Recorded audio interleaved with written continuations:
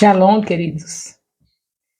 Creio que hoje vocês vão ficar assim um pouquinho, achando um pouquinho estranho, porque o capítulo 5 é genealogia. Na maioria das pessoas que eu conheço tem dificuldade em ler na Bíblia a genealogia. Mas vocês verão quanto é importante ler tudo que está na Bíblia. Nada que Deus deixou escrito foi em vão. Então vamos orar para Deus nos dar um entendimento desse capítulo 5 de Gênesis. Pai, nós queremos te agradecer, Senhor, porque o Senhor tem nos mostrado que a palavra é o próprio Jesus. Como está escrito em João, capítulo 1, versículo 14, Jesus é o verbo que se fez carne e habitou entre nós. Então nada dessa palavra será desperdiçado. Semanalmente nós estaremos estudando um capítulo entre discípulos e discipuladores. E diariamente em nossas casas estaremos lendo 3 capítulos por dia, porque se assim fizermos, estaremos lendo 1189 capítulos do teu livro sagrado, que servirá de edificação para nossas vidas. Portanto, nós vamos fazer isso para glorificar e exaltar o teu nome. Eu oro em nome de Jesus. Amém. Queridos, capítulo 5 de Gênesis começa assim: Este é o livro da genealogia de Adão. No dia em que Deus criou o ser humano, a semelhança de Deus o fez. Deus os criou homem e mulher, os abençoou e lhes deu nome de ser humano, no dia em que foram criados. Adão viveu 130 anos e gerou um filho à sua semelhança, conforme a sua imagem, e lhe deu o nome de Sete. Depois que gerou esse filho, Adão viveu 800 anos e teve filhos e filhas. E todos os dias da vida de Adão foram 930 anos. Eu estou lendo o capítulo 5 de Gênesis até o versículo 5 por enquanto. Vamos fazer um comentáriozinho aqui em relação. Deus criou o homem e a mulher, não é? E claro que vocês já viram no capítulo 1, capítulo 2 de Gênesis, também falando sobre isso, como foi que foi criado o homem e a mulher. E nós vemos que Adão viveu 930 anos e morreu. 930 anos morreu. Você precisa acreditar em tudo quanto está na Bíblia. Para alguns isso é apenas um mito, que nenhum ser humano viveu tanto tempo. Mas a Bíblia diz que viveu e viveu. Nós sabemos que a alimentação do homem, antes do pecado, eram as frutas, eram os legumes, os cereais. Então, você sabe que eles comiam a vida. Quem come vida, comia o que era para fazer com que eles vivessem. A semente da vida, que veio da terra. O homem veio da terra e o alimento dele tinha que ser vindo da terra. E Deus fez desse jeito, e por isso vivia tanto. Ela não ia nem morrer, só passou a morrer como um castigo para voltar para ser humilhado por ter traído a Deus, ter pecado. Então Deus faz com que ele lembre que ele é pó e que iria voltar para o pó. Mas se não fosse o pecado, nós iríamos viver eternamente. E a morte veio por isso, que era para poder o homem deixar de ser desobediente, né? Tinha que saber que um dia ia ser pó. Isso ainda não faz a gente temer, não é? Ainda continuar com arrogância. A única coisa que nos faz viver realmente com humildade é quando a gente conhece a Jesus. Mas o ser humano sem Jesus, mesmo sabendo que é pó, que vai virar pó, ainda continua fazendo coisas terríveis em cima da terra. Então aqui nós vamos encerrar com Adão e vai aparecer um personagem muito importante. Daqui a pouco vocês verão. Ainda estou no versículo 5 do capítulo 5 de Gênesis. Nesse capítulo vai ser apresentado este homem muito importante e Adão vai parar de se comentar. Claro que nunca vai se deixar de falar de Adão, porque Jesus foi o segundo Adão e ele mesmo comenta sobre Adão na nova aliança. Mas eu digo assim, não vai ser mais a história dele, vai ser a história dos seus descendentes, os descendentes de Adão. E entre esses descendentes tem um muito famoso que nós vamos conhecer daqui a pouco. Então já se sabe que genealogia é importante, né? Então vamos lá, capítulo 5, agora versículo 6. 7, Adão teve esse filho, segundo a sua imagem. Lembre que aqui está falando segundo a imagem, porque o homem ainda não estava naquela vida pecaminosa do dia a dia. Então ainda era a imagem de Deus. O homem é a imagem de Deus. Hoje a gente apagou a imagem de Deus. Nós somos essa imagem, mas infelizmente as pessoas não podem ver isso, a não ser quando Jesus restaura a nossa vida, quando nós aceitamos a Jesus. Mas se não tiver assim, restaurado por Jesus, ninguém vê mais a imagem de Deus no homem. Porque é muita coisa ruim nas nossas vidas. Aquela natureza adâmica prevalece na vida daquele que não recebeu Jesus Cristo. Mas aqui não, aqui ele ainda estava no início, não estava aquela vida pecaminosa. E por isso era imagem e semelhança, 7 era imagem, nasceu esse filho de Adão, quando ele estava com 130 anos, gerou esse filho, a sua imagem, conforme a sua semelhança, quer dizer, conforme a semelhança de Deus. Adão ainda estava com essa imagem de Deus. O pecado não tinha dominado totalmente a sua vida. Então, até aí, ainda estava assim. Os homens realmente eram vistos como imagem e semelhança de Deus. Graças a Deus por isso, né? Que agora Jesus Cristo veio e nós somos vistos, com Jesus somos vistos em imagem e semelhança de Deus, que Jesus restaurou a nossa imagem. Claro que o homem agora com Jesus, ele é humilde, ele ama o seu próximo, ele não deixa o seu próximo passar necessidade, isso é a imagem de Deus. Quando nós somos assim, somos a imagem de Deus. Quando nós odiamos o nosso próximo, quando amamos o nosso próximo, quando não dizemos ao próximo que está morrendo de fome, Deus te abençoe, deixa sair com fome, mas que a gente alimenta.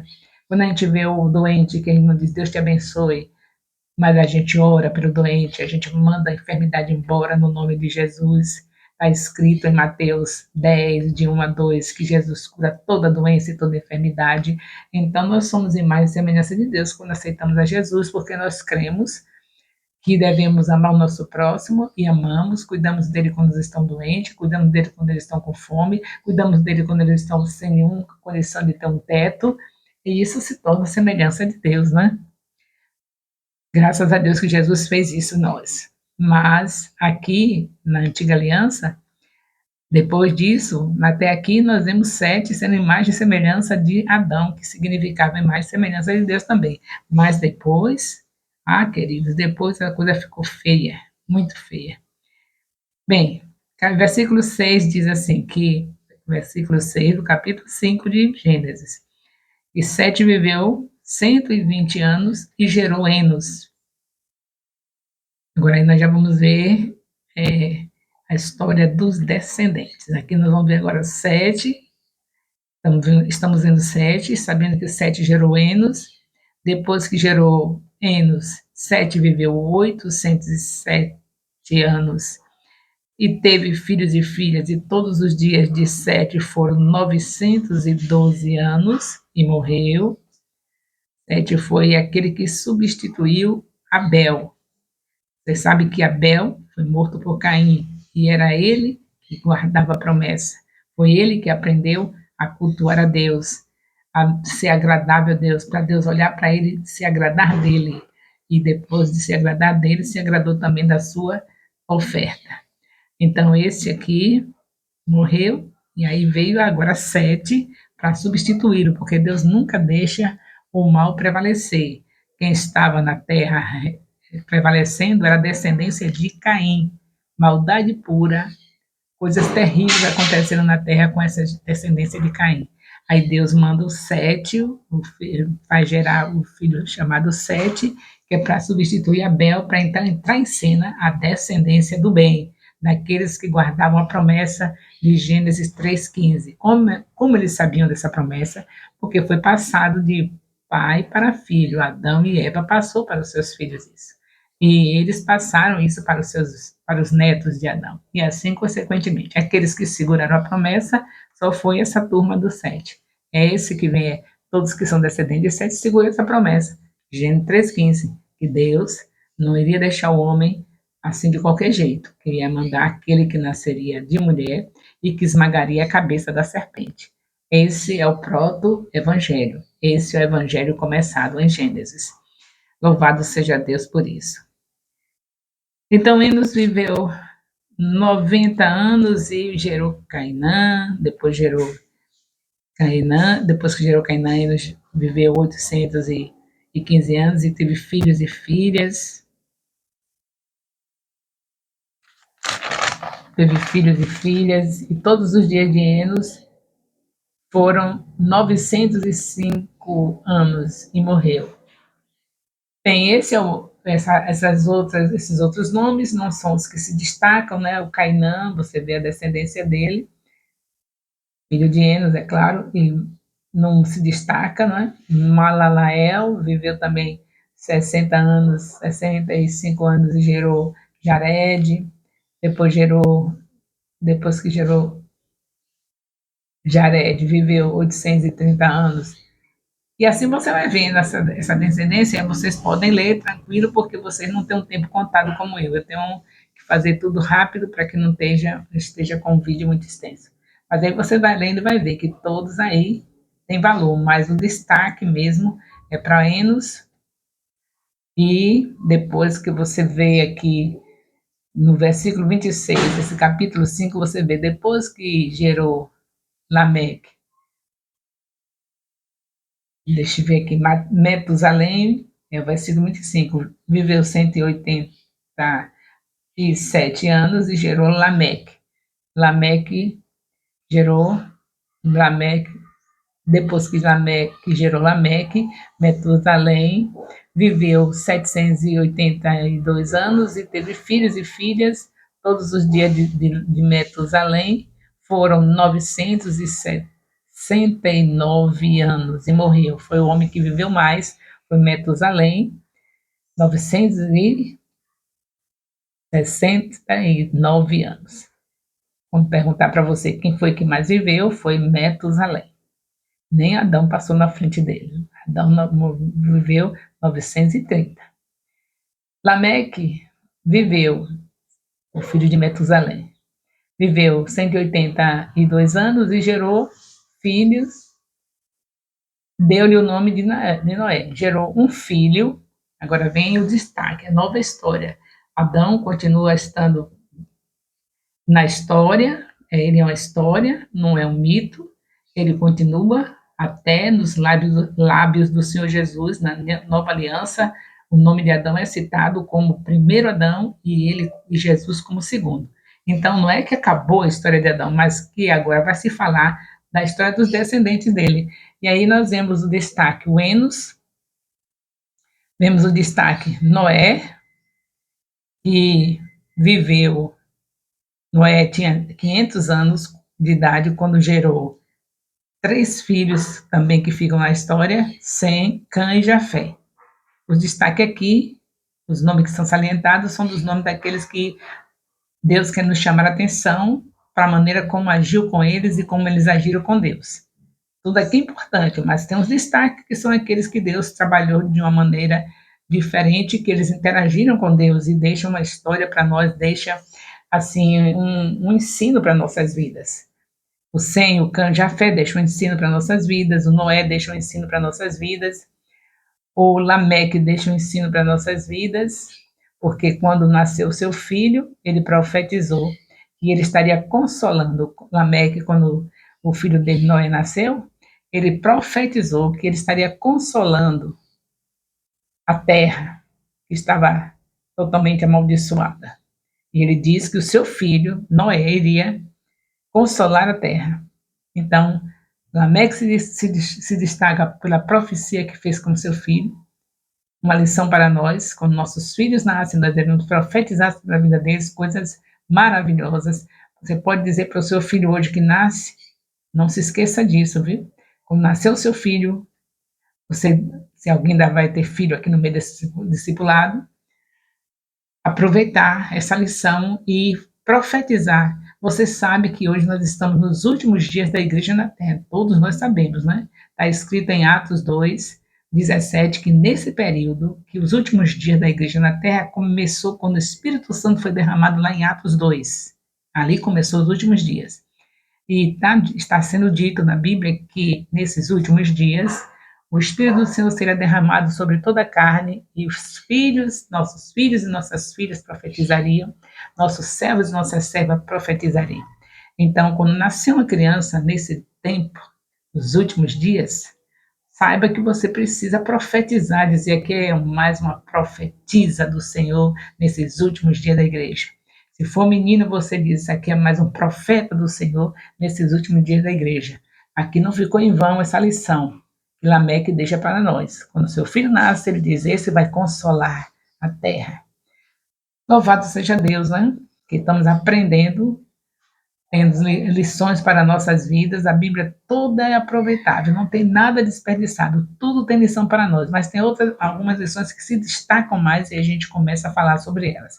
Como essa, por exemplo, é importante que você, ao ver o seu neto nascer, ao ver o seu filho nascer, dizer, esse será mais um profeta, se for homem, se for mulher, essa será mais uma profetisa. E se é um sobrinho, a mesma coisa, se você é um homem ou uma mulher de Deus, aprenda a estar sempre copiando as coisas que a Bíblia mostra para nós, que é benéfico, e os exemplos maléficos que foram dos personagens da Bíblia, como por exemplo Caim, é um exemplo maléfico, você não vai nunca copiar. Vai rejeitar o tempo todo ser do jeito de Caim. Mas quando se vê uma situação como de Lameque, que profetizou sobre o seu filho, que seria o consolador na terra, quando você vê como Noé, que teve esses 3 filhos que deixou exemplos para nós na história e que devemos estar copiando. Esse capítulo da genealogia é bem curtinho. Eu sei que vocês, meus queridos discipuladores, são inteligentes, são pessoas capacitadas, muitos de vocês têm um curso superior e sabe que quanto mais a gente estudar o capítulo que vai ensinar para os nossos discípulos, melhor. E não é o fato de só pegar aqui a Bíblia e estudar. Você sabe que há homens de Deus que se dedicaram, são os teólogos, dedicaram às revelações do Senhor, com muitas pesquisas, eles sabem pouco mais do que nós. Então, eu tenho, por exemplo, a fonte de onde eu pesquiso, que é a escola Charles Spurgeon.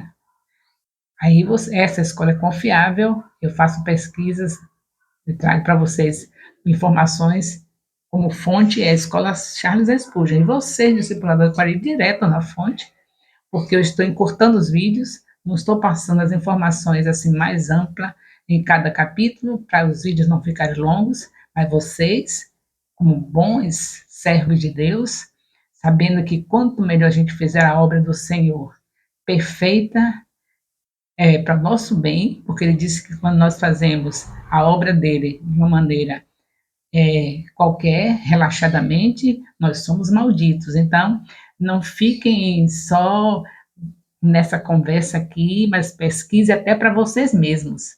Procure ver a escola Charles Spurgeon, estejam pesquisando, estudando, e agora aí você fica sabendo a profundeza de cada capítulo, sem depender de que eu tenha que fazer um vídeo muito longo para explicar tudo o que eu já aprendi pela escola Charles Spurgeon. Vocês são capacitados para fazer isso. Então, eu posso falar pouco, mas vocês têm que ter uma bagagem bem maior, certo? Porque o nosso discipulado não nos permite eu trazer os conhecimentos que eu tenho de cada capítulo. Mas eu sei que a base é você ler a palavra. É isso eu estou fazendo. A base é também você destacar a parte do capítulo que os seus discípulos talvez não tenham entendimento completo. E vocês ajudam a completar o entendimento de cada um deles, para cada um deles. Vamos orar. O amor de Deus, nosso Pai, a graça salvadora do nosso Senhor Jesus Cristo, a comunhão do Espírito Santo, seja com todos vós, desde agora e para sempre. Amém. Qualquer dúvida, vocês me procuram. Estou disponível pelo meu privado ou telefone para qualquer dúvida sobre o discipulado. Não esqueçam que o comentário dos seus discípulos é feito no vídeo, lá no YouTube, colocando o capítulo que estudaram e ao lado escrever entre parênteses o nome do discipulador, para que eu possa avaliar como é que estão os nossos discipulados, como é que estão os discípulos interagindo em cada discipulado. Não me esqueça, seu discípulo precisa colocar o nome do discipulador lá no comentário do vídeo, que o comentário é apenas dizer o capítulo que está estudando. Deus abençoe a todos, em nome de Jesus.